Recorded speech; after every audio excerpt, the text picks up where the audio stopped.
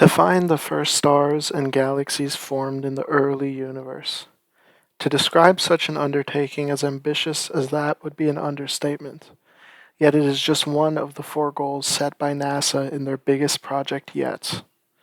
With the Hubble Space Telescope estimated to be retiring in the next decade, the James Webb Space Telescope, or JWST, originally the Next Generation Space Telescope, was conceived in order to replace it. In 2021, after years of dedication, the telescope was finally launched into outer space, and less than a month later, it was successfully deployed in a manner that was described as totally amazing. Despite that, the events leading up to its launch were nothing short of costly and filled with much trouble. In this presentation, I will provide a brief discussion on the history of the JWST, its deployment, and what it all comes down to. Serious discussions about a follow-up for the Hubble began all the way 40 years ago. After passing surveys and surviving years of deliberation, the project JWST began development in 2003. As mentioned earlier, JWST suffered so many issues to the point where leadership was questioned, ridiculed, and replaced. Budgets were increased by terrible amounts, and the project had been at risk of being killed. At one point, it was observed that the telescope had 344 launch and deployment procedures which, if any of them were to fail, would render the telescope inoperable. The pre-operation budget alone totaled 8.8 billion US dollars.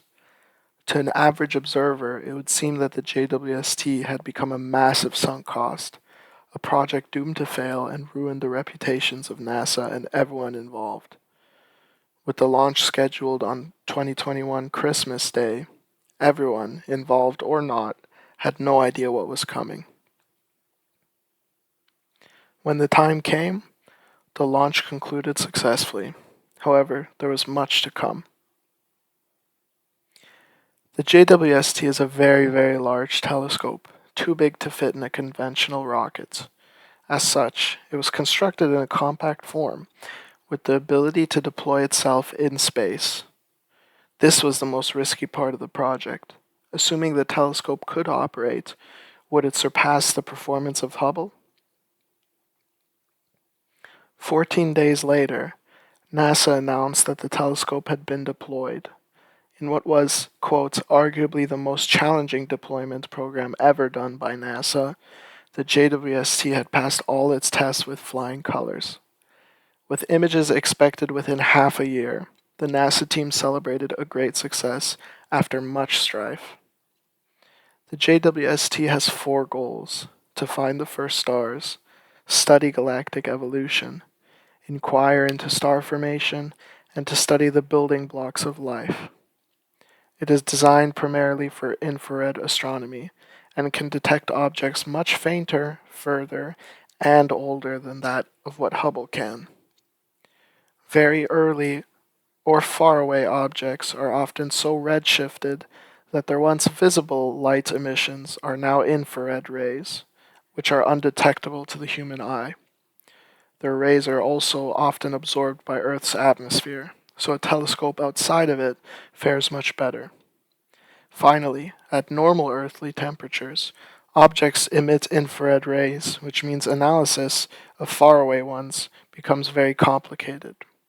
Therefore, the JWST is maintained at very low temperatures, which in its own right is easy in outer space in order to minimize its own infrared radiation.